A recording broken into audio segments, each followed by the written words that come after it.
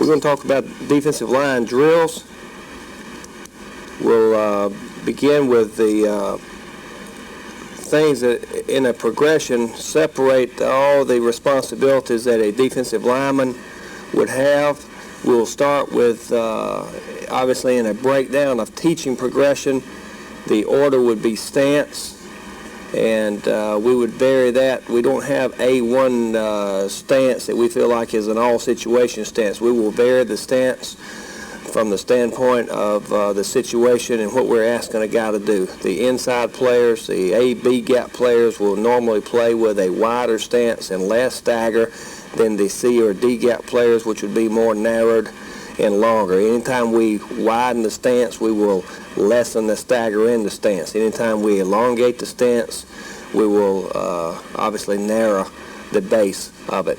Anytime a kid is in a situation where he's going to be subjected to a lot of two-hat blocking against him, combo blocks, etc., and he's in the tackle box, then we would suggest a wider stance with less stagger. We're talking about shoulder width or armpit width with toe to instep, toe to heel, and sometimes they'll be even more square than that when we're in head-up alignments. The more head-up we are, we're attacking blockers at that point, and we would tend to be more, have more width and more square in the stance. The parts, as we break it down after stance, would be sight. In other words, anything that is initiated based on the football moving or an offensive lineman key is precipitated on sight.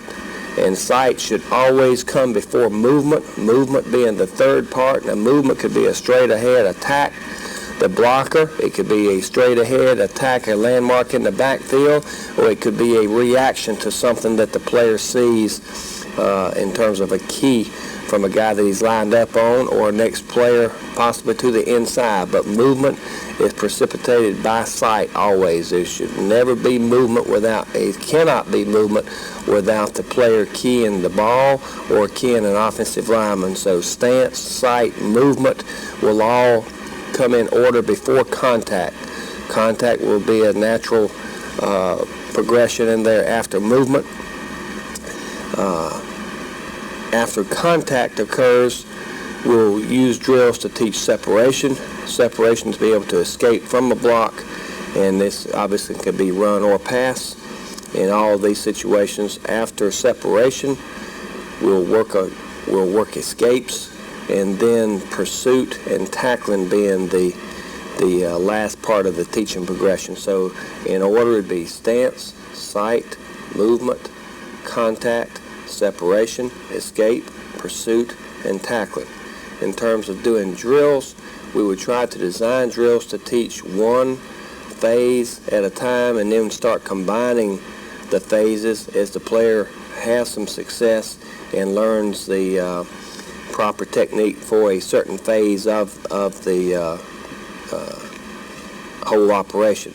We'll then start combining different phases and progress towards doing the whole operation, understanding that anytime we discover a problem with a particular phase, we'll go back and try to isolate that as much as we can so to ensure that the player has success in learning that. The 6-point explosion drill is a drill that we would use. It does not teach stance. We'll come back to stance, but it does teach some sight in terms of seeing ball movement. You could use ball movement.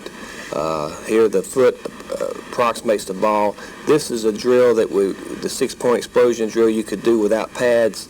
Here we're putting we can do it with shoulder pads and shorts. We've got a pad that we can slip up under the jersey and do it really without any pads on in light gear. This would be a drill that we might do. It's not a very hard drill to do from a physical standpoint.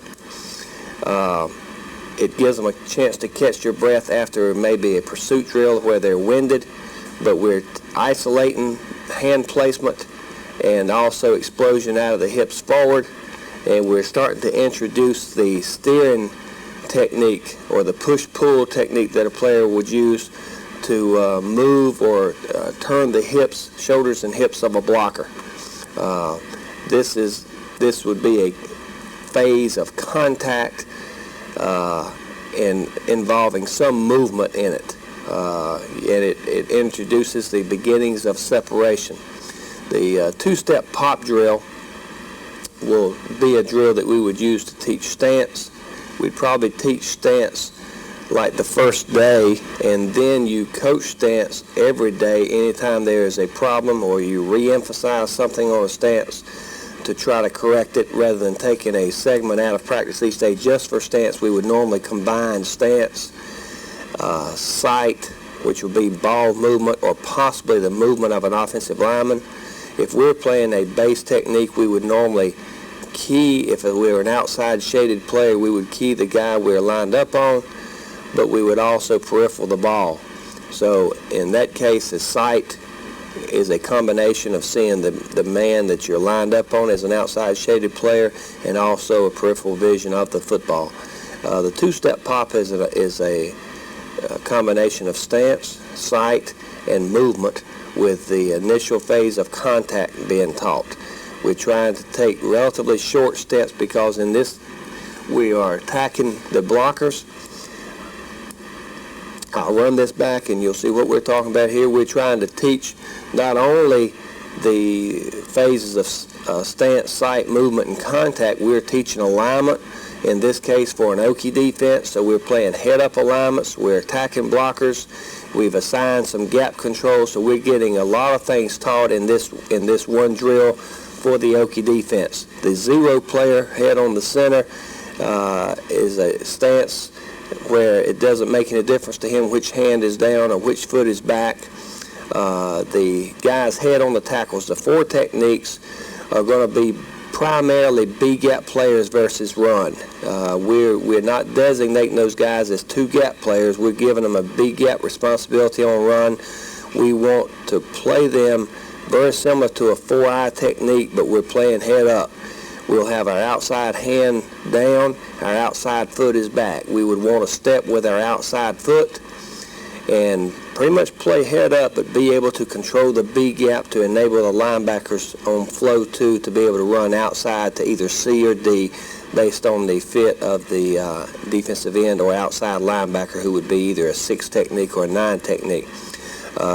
So in this drill, you've got to position yourself in a position to be able to make sure that you get all of that seen. You've got to be able to see it to be able to correct it. On this first snap, the defensive end at the top, the 4 technique at the top, actually steps with the wrong foot. We'd rather him step with the outside foot. We'd probably be sight keying down inside as a B-gap player to see the guard's reaction. So we'd get a pressure key on the tackle and a visual key based on what the guard does. We don't want to hit him with a head. We want to throw the hands. We've got a pretty good job. We've got to be quick-handed as a 0 technique because the neutral zone is smaller there with the center being on the football. The 4 technique, the tackle 4 technique at the bottom is more approximately what we want. We're getting 2 short steps, so we're teaching a lot there with this 2-step pop drill. We'll also, there we've got it corrected. It's extremely important that you notice what is happening at the top with his foot. Get that corrected before you progress to another drill. Okay, again, we can do that same type of 2-step pop drill against a sled or in a one-on-one situation without having to teach everyone alignment and so forth. So you could include the stance, the steps. Those would be initial steps, not necessarily reaction steps. The contact phase versus the sled. And you'll incorporate in sight with this because we've got a ball. We're not going to react to a block here. We're just moving. Peripheral vision enables us to see the ball. We're leading with our hands. We want to keep the head out of the block. There are times that as an offensive lineman attacks us extremely hard, we're trying to lead with our hand, make contact with our hand, and maintain separation. We want to keep our back as flat as possible. We want to keep the elbows under, the thumbs up, and lock arms out so we can involve the big muscles of the back rather than just the tricep muscles of the arm. Anytime the elbows are out, you're going to get too much tricep involved in it. Now you can include after contact. Here you'll get contact. You'll include getting separation. You can vary whether you want escapes as a part of this drill. Again, we're working takeoff, which is initiated by ball movement. Striking the pad with the hands. We want our hands we're head-up players here, so we'd want our hands fitted up inside of the offensive players, preferably on the breastplates of the blocker. And we want to get our hands in a position not only to knock the player back with the butt of our hands, but we'd like to be able to grab cloth or pads to be able to control the blocker once we get a feel for where the play is going. We'd use that blocker's body to help fill the hole up. Here we're working on the phase of movement, and we'll do a lot of our work from a fit position. The advantage of working from the fit position is you take the contact out of the drill. In this fitted position, I think there is something to be gained from a kinesthetic standpoint by the player of fitting him in a leveraged position with the proper hand fit. The number 94 is a freshman that is now learning a fit versus a hard base block by an offensive lineman. He's won the battle of leverage. He's got a good wide base. He's got his back in a position where he should be strong enough there to hold off a larger player. And now he's got to work from there to achieve the other parts of it. So we have taken stance, sight, movement out of the drill, and we've put him in a contact situation. So from here, we could do a lot of work on the separation, escape, and if we wanted to, pursuit and tackling just from this. And in many cases, we could do a lot of this work without pads on and benefit greatly from that individual. 2 guys at a time, you could get this work. Here, what we're trying to teach is just a slow or exaggerated movement of keeping the back flat, not rolling the hips up, but working the feet to drive the offensive lineman back, keeping our back flat by driving the knee down. If you'll drive the knee down, making sure that the knee is kept in front of the toe, and as we get that, achieve separation. And obviously the length of time that it takes for that to occur is based on the tempo of the offensive play, and that's an exaggerated situation. Here we're working a drill that'll involve stance, steps, contact, and movement versus the sled. So you're getting several phases taught in that, rather than just a 2-step pop. You're trying to create a movement on the line of scrimmage where you're actually knocking the offensive lineman back and penetrating the offense, playing on their side of the line of scrimmage, playing on the offensive side of the line of scrimmage. But the penetration from a head-up position is not a penetration into the gap. It's a knockback of the offensive lineman trying to get our feet into the neutral zone and putting his feet into the backfield to prevent bounce plays and cutback plays with his body. You obviously emphasizing the elbows under, thumbs are up, elbows are under, and trying to get separation. Keeping a good wide base because you're in a contact zone. The board drill is a physical drill. It's a competitive drill. You definitely need shoulder pads and helmets on for this drill. It's a drill where if you had 6 players, typically you may do 1 repetition against every one. So if you had 6 players and 1 player went against each of the other 5, each player at that point would get 5 repetitions. You kind of establish a pecking order with it. In other words, they're emphasizing pretty much a lot of the operation from stance, sight on the football. We're both assuming the stance of a defensive player. We're not trying to designate one as an offensive player. We're trying to initiate quick movement. Who wins the battle of getting off the football? We're trying to emphasize the proper contact. In other words, we want leverage. We would like our hands inside, and from that, we'd want to work to get separation. We'll end it. We will not work on escapes from this drill. We're trying here to knock the other guy back and emphasize hand placement and leverage, takeoff, and the competitive aspects. So you'll see that the play on the right, Marcus Jones wins the battle of leverage and takeoff. He also wins the battle with his hands, and this will be a progression from spring drills several years ago, and you'll see all of them won't be taken in one day. Okay, the Marcus Jones on the left wins the battle of leverage and takeoff.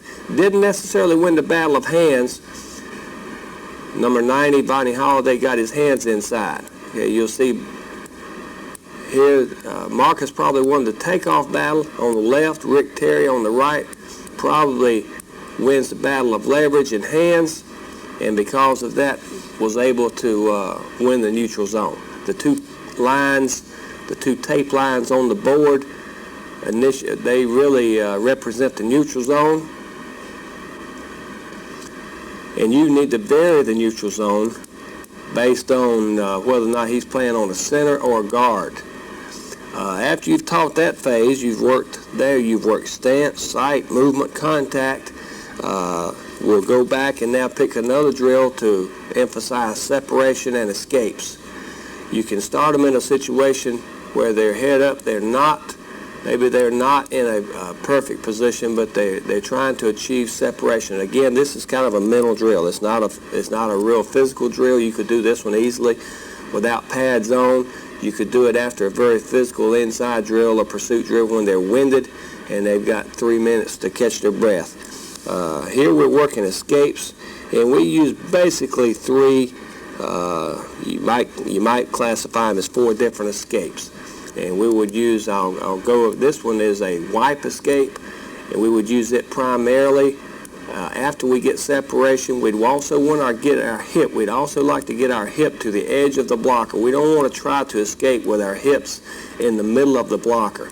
In the proper order, we want separation, work the hips to the outside, and then wipe off with the backside arm to get rid of any holding, any grip that he's got with us. Then we would use a wipe on wide plays. We would normally use a rip. We were using wipes here. We would use, so the escape or the pursuit angle on these wide plays would be more lateral normally rather than upfield. But we're teaching them how to use the bottom part of the arm, the forearm, to wipe off any grip that the offensive lineman would have. If we're at the point of attack, then we would start emphasizing a rip escape. Anytime we're point of attack blockers, these we're still working wipes. They're the harder ones to get them, I think, to use. They usually wind up with more experience with the rips. We'll probably work rips a lot against the sled. And here you'll see some steering and escapes. Steering being a push-pull technique where you're taking your arm that's going to be forcing the blocker towards the ball carrier. Is going to be in a push technique, and the backside arm will actually pull and try to turn the blocker as you establish some separation with the blocker. And many times we'll start a player in a disadvantaged position there. I'll give you a quick analysis here. We'll get the fit that we want. 94 is representing an offensive player. 68 is representing the defensive player, so you're going to get a push. You need to critique his left arm. The push arm needs to have the elbow down, not out. He's not involving any muscle group there except the tricep primarily. He wants to work into the backfield, so we start a lot of times on a line. So he's trying to gain ground, put 94's body into the backfield, and hopefully use his body to force a cutback by the running back. He could be in a position here where he's reached, or he could be in a situation where the offensive tackle blocked down on a 3-tick technique because the guard pulled to the outside. This would be a drill that we would tend to work every day because it works so many phases without contact. You're working this one, you're taking the contact out of it, you've taught them the fit position, so you're working separation, escape, and a little bit of an idea of pursuit. And if you wanted to add a running back to it, obviously that's easy to get done. Most important things to emphasize here is working the upfield. You want to work separation. You'd like to turn the blocker's hips while keeping your own hips, keeping the defender's hips square. Once you turn the blocker's hips, he's not in as strong a position. Now his power is going to be directed where his hips are facing more. So we've got a chance now to get upfield movement. This is a wide play, so a wipe escape. Don't open your hips. Don't open your hips until you get your hip to the outside of the blocker. Once you open your hips to escape, then your power is then turned to the sideline, and you're giving the advantage to the blocker. Now, this defender here has done a good job of establishing some separation, but he's playing too flat. We'd rather him gain ground, gain the line of scrimmage, push the blocker, use the blocker's body in the backfield. Now we just reversed it. Other than the elbow being up, he's doing a nice job with leverage. He's doing a great job of moving his feet upfield. He's twisting his tail to the hole. We're trying to cross the face of the blocker because we got reached or we got a down block by a tackle, so we're a B-gap player. But he did a nice job there of escaping, separating, and then escaping. The quicker we can force the blocker upfield, usually that involves turning his hips. Now, here the defensive player is in a little bit too big a hurry. Rather than twisting his tail to the hole and keeping his hip square, he actually opens his hip to the ball carrier. So if that blocker does a great job of finishing this block, we're not in a good position right here to escape. We've turned our hips, and therefore we've lost some power. Here the steer escapes versus a sled, and obviously anytime you're working with a sled as opposed to a body, you're limited in terms of the steer part of it. But you'll get a little work done here in terms of the concept, and they're actually trying to shrug, being another escape. The shrug technique where you're throwing, you're two-gapping possibly, and you're throwing the player you see the ball carrier, you shrug and escape. Throw the blocker away from the gap that you're going to. And here you're getting a rip. Here the blocker rolls his hips up a little bit on the left side. We'd rather not do that in run situations. We'd rather blast him, keep our back as flat as we can until we do. And I think it's a natural occurrence that happens before the escape. But just in terms of movement, creating movement off the football, if we want to put him into the backfield, we'd rather create that with movement with our feet. But you're working quick escapes here, and the coach here can set the tempo for the escape. Obviously, the quicker the tempo of the running play, the quicker we want to get off. We're concentrating on head-up techniques with rip escapes. By adding a running back, that could be a manager or another player, whoever, we can get a one-on-one with a running back, and we can do this from a fitted position. So here we've taken stance, sight, movement, and contact out of it, and we're working on separation, we're working gap control, and we can also add escape.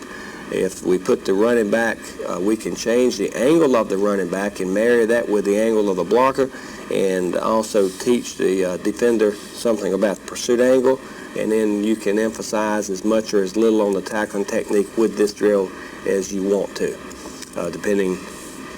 Now, this one is done without pads on, so we're working now where we're in a position where we're, say, an A-gap player or a B-gap player. We're putting the blocker at the point of attack basing us, and the running back marrying that technique. The blocker's got outside gap control, and really here you cannot give the running back this many options. But we're trying to force either our body into the gap that we're responsible for, or force the blocker's body into that gap and force the cutback is the idea of the drill. Okay, now because of the fact we don't have pads on, the tempo won't be a full speed tempo. Again, you want to always emphasize the escape here. This would be a point of attack escape, so emphasize the rip technique here. You can obviously riverside and switch the direction of the drill. Here we're getting what we want out of the drill. The defender here is not overlooking the pressure of the blocker. Usually with the first day you add the running back to the drill, the defender wants to see the running back rather than believe in what's happening with the blocker. And in this case, I think what you're teaching is that you've got a chance, you've got time to work this blocker to your advantage, work him into the backfield with leverage and separation, force the cutback, and then when there's no threat in your gap, then you can cross a face and escape and become part of the pursuit. This is a one-on-one with a ball carrier drill, but it could be the whole operation. It could be done with pads. And we missed the first part of it here, but he's getting a base block with a ball carrier, like a sprint draw. He's controlling the gap. He's got the whole operation. This is basically a one-on-one scrimmage where you've got to coach stance, sight, movement, contact. You hope to get some separation. The separation phase there was not very well done, but you're working escapes, and then the pursuit and the tackling is based on the angle of the play, obviously. Okay. You're teaching them something about not overlooking the blocker, the pressure of the blocker, just because the running back is at it. Here you're getting a nice job of forcing cutback and using the blocker's body. He's done a nice job with separation and then putting the blocker's body in the hole, squeezing the hole, using the blocker. So you're getting the coach hand placement, and this is a result of, doing a lot of individual drills to get the individual parts of the whole operation taught and then putting it together. Cutoff drill, we're trying to teach guys how to play low cutoff blocks. Cutoff blocks as opposed to a wall-off block. A wall-off would be a higher block with the running back starting or the play starting away from us. Anytime it's a high wall or a wall-off block, we feel like there's a good chance for a cutback play, so we've got to squeeze and be more gap control conscious for the cutback. With a cutoff block, it's normally a cutoff. A cutoff block is going to be a lower block. They're trying to seal backside pursuit. The play is typically going to be wider, so the angle of the blocker is going to be, it's going to tell us really what it is, what type of play it is. It'll be a wide play with very little threat of a cutback. We want to teach players to use their hands here. This is some drill tape from several years ago where we were having problems with guys not feeling comfortable playing when blockers tried to get to their legs.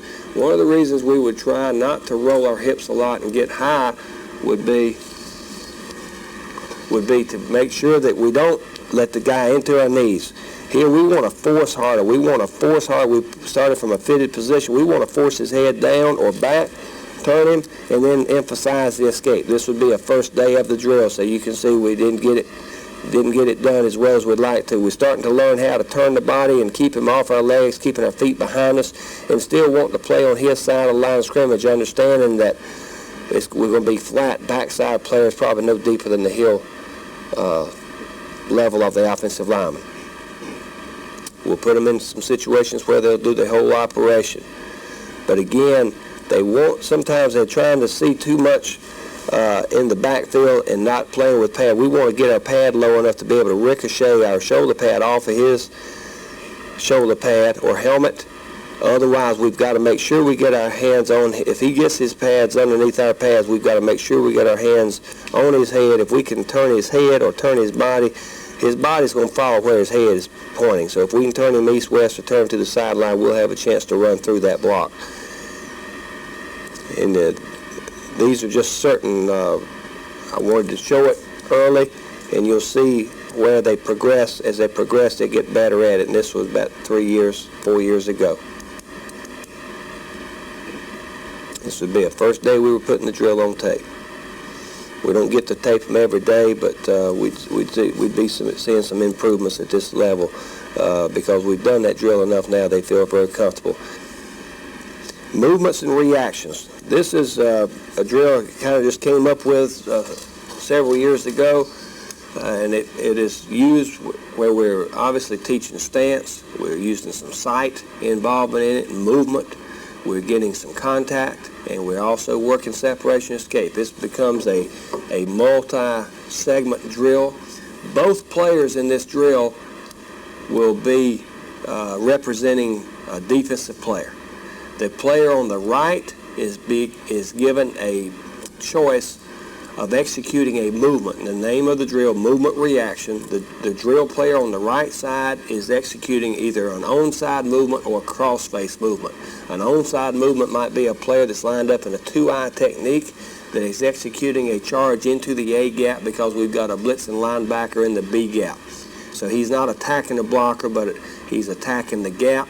he will gain ground on his first step and keeping his hip square and ripping the outside arm through. If he were executing a cross-face movement, he would be working actually from the A gap to a B gap, possibly with the linebacker running into the A gap on a stunt. And he would then use the movement player, the movement defensive lineman would execute a flat step, a lateral step with his outside foot, lateral step with his inside foot rather than a crossover step. We want to keep our hips square. If we don't get across the face of that blocker as we're executing a cross-face movement, we will try to put his body in the gap. If we become, say, a 2-eye going to a 3 technique, A gap player going to a B gap responsibility, and the offensive guard happen to be reach blocking us, we may not beat him across his face, but by getting as far across there with lateral steps and keeping our hips square and with good hand placement, we feel like we can play the B gap with our body or his body. The defensive player on the left side is representing the 3 technique, and he's actually keying movement of the blocker. And he wants to be able to friction the down block with both hands on the hip. And we'd obviously I like to attack any kind of, we see the onside movement as any kind of an inside release by the blocker, veer release type deal. Any cross-face movement, we would read that as a base block or a reach block situation where we become a B-gap player. We want to work there. Where are we going friction? We'd rather the friction be on the hips. And then we're going flat down. We don't want a fish hook into the backfield on that. We're trying to escape, obviously, a block by the offensive tackle. Here we're getting a poor step on the crossover. What we're getting here is an upfield step and a crossover step as opposed to 2 lateral steps. So he's not going to get across into the blocker. The defensive player is too slow getting off the ball. So they're learning, those are young guys learning the concept of the drill. Here the step by the movement guy on the right is not bad. And he's in a position there where if he will finish with hand placement and by pushing and steering the blocker into the hole, he's got a chance to control the B gap that he's going to. The blocker on the left side is reading that as a reach block and exploding through the wide part of the B gap and getting separation. So you can make this a competitive drill with both of them really doing defensive situations, executing a defensive situation. Okay, now these 2 defenders are both approximating A-gap players. So the guy on the right obviously is simulating a center for the 1 technique on the left, but the guy on the right is also practicing a cross-face movement. So he wants to step laterally, wants to stay square. Doesn't get what we want done. The guy on the left side wins the takeoff. Both of them have pretty good pad level, but the guy on the left has a little better hand control, hand placement. Now, as you get repetitions on this one, to me this is a daily drill. And then you can increase. This was a tempo. This was a teaching tempo where we were introducing the drill several years ago. But you can increase the tempo of the drill and make it very competitive. You do need to be able to change the neutral zone because you need to approximate sometimes where they're lined up on the center and sometimes with the guard off the line of scrimmage. Okay, the pool collision drill will include several phases. We're teaching initially here, we know where the pool is going. We're telling them the guard is pulling behind the center. And what we're trying to teach is the attack and react mentality of attacking. Anytime he pulls to the center, of attacking the center, we give our player the option of going through the back door as long as he doesn't run a fish hook and create a cutback lane by going too deep, especially with a blocker married onto him. The coaching points, probably more important coaching points, is anytime you get a pull, your gap changes here from a B gap to an A gap. You're your backside A player. You don't want to cross so quick that you enable the running back to come back through the A gap. You'll teach players also the fit of the center will determine whether you go back door or across his face. The more frontal he fits on you, the more likely you are to cross his face, because if he's fitted frontally on you, you're not going to be able to go in the back door without running a deep fish hook into the backfield and taking yourself out of the play and really creating a cutback lane. So this is a teaching tempo. Now we add the third blocker, the 3-on-1 part of the drill, and now the player is attacking the line of scrimmage. The defensive player is attacking the line of scrimmage based on ball movement of the offensive player both, and he's also got to react to the direction of the pull. We're trying to get him to see the snap count and the direction of the play within 1 inch of movement by an offensive player. Hardest thing to teach here is anytime a player starts to run, it's a natural tendency for him to roll his hips up under him and get higher.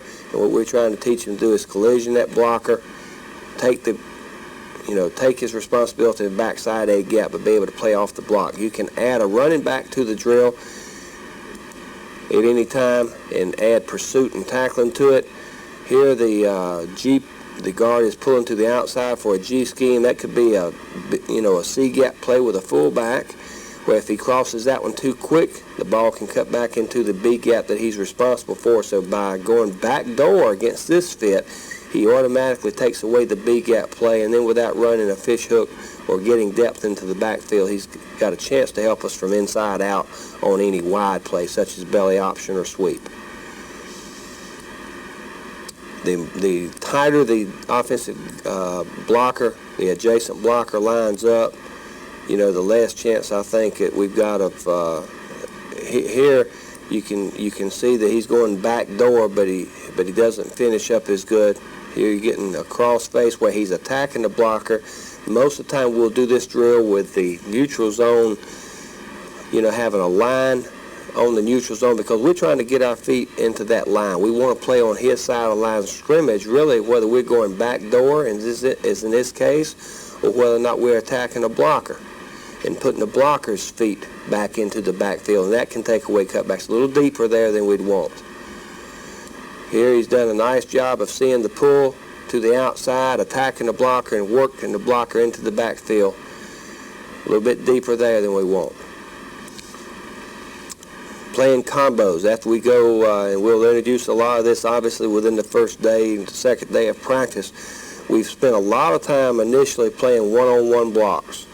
Most of the ones that we've shown you so far have been one-on-ones. We'll go directly from there into playing combo blocks. Combo being two offensive linemen being assigned to block, usually a defensive lineman and a linebacker. We'll start off teaching this from a fit position, especially on the days that are non-pad days. So here we've put a player in a position, in a fitted position versus two blockers. The guard that he's fitted on is going to probably try to escape to a middle linebacker, and the center, which is the offensive player on our left side, will be trying to take this block over. We're trying to teach this guy that anytime you've got two hats fitted on you, you don't need to be looking for the ball. So we give them a two hat equal no ball rule. Anytime there is a situation where there are two hats on us, the worst thing we can do is overlook the pressure of the blockers trying to find the football. If they've got two hats on us, that's for a reason. We're close to or at the point of attack. So here we want to work the one blocker that we've contacted with a push-pull technique. We'd like to work him into the backfield. We'd like to get him on a different level than the other blocker. But once he escapes to the second level to block a linebacker, then we must escape. We want to twist our tail away from the backside or the takeover blocker so that he can't take the block over and then execute an escape. Here we're at the point of attack, so it would logically be a rip escape. We can add a linebacker to it. We can add a running back to it. But the idea is to play one blocker.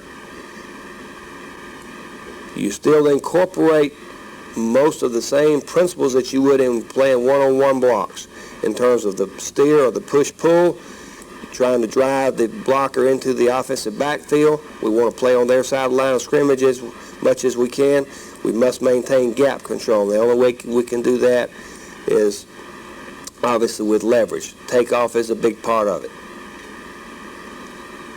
Understanding that once a blocker escapes, we must then be able to escape. Once a blocker releases us, we don't feel that pressure, then we need to be able to escape from the other blocker.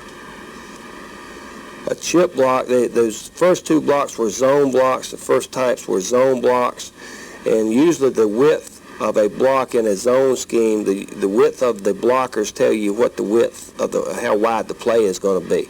A chip block doesn't give you that same advantage, but a chip block, you're going to get a base block, usually, or a reach block from the guy that you're lined up if you're an inside player, and then the player adjacent to him will chip your body as he tries to escape to the second level linebacker. So we would play our hips into the block, twist our hips to the hole, try to help keep that blocker. We're forcing a double team in a sense, trying to enable our linebacker a chance to get into the B gap. Here, if we were an A gap player, this could obviously be a 3 technique too, but here we're approximating a 1 technique shaded player. And then when the chip blocker comes off onto the linebacker, then we need to get off the center and be able to make the play into the B gap, which extends all the way to the sideline for us.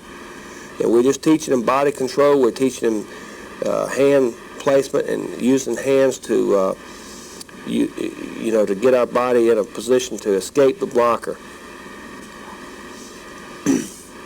Here, this is an example of an inside shaded player, such as a 2-eye player versus an overswipe. An overswipe is just a term we use to say that the center and the guard are swiping or zoning the 2-eye technique, and they're responsible for blocking the A-gap lineman and the B-gap linebacker.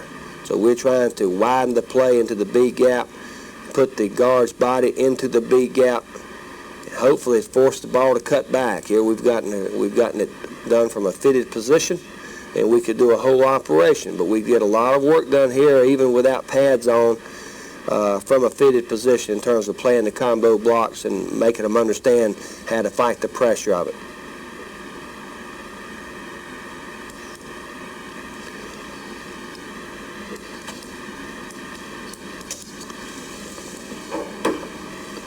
I'm going to kind of just finish up. I'm not going to talk through all these blocks on this tape. Okay. I'm going to do that without. Okay, go ahead. Start over. These are part of the drills, and as you can see, there's no rhyme or reason for a lot of them. We just came up with, and a lot of times I think what I'm able to do is to study our players based on practice tape or game tape, see the things that I feel like they're having the most problems with, and sometimes design a drill to emphasize a certain phase or a certain part of a technique that they're having the most trouble with. And most of the drills that we will do in practice are taken from techniques that they'll use on Saturday a lot. A lot of them will be parts of that drill, not the whole operation. We will get the whole operation in practice, say from an inside drill or 11-on-11 situation, or maybe a half-line situation. But in the teaching phase, I would start off teaching it where hopefully the players will be able to understand the techniques that are involved, learn the techniques. Initially, that would be at a teaching tempo, and then we would speed the tempo up as we approach, game speed. But trying to ensure early on that the player can do it at a technique where he can not only learn how to play, but that he'll have some success in executing what we want. We feel like even though we'll want him to have to play uphill or in difficult situations at times, while we're teaching it, we don't want him as worried about survival as we do mastering the techniques and having some success and understanding some of the key points.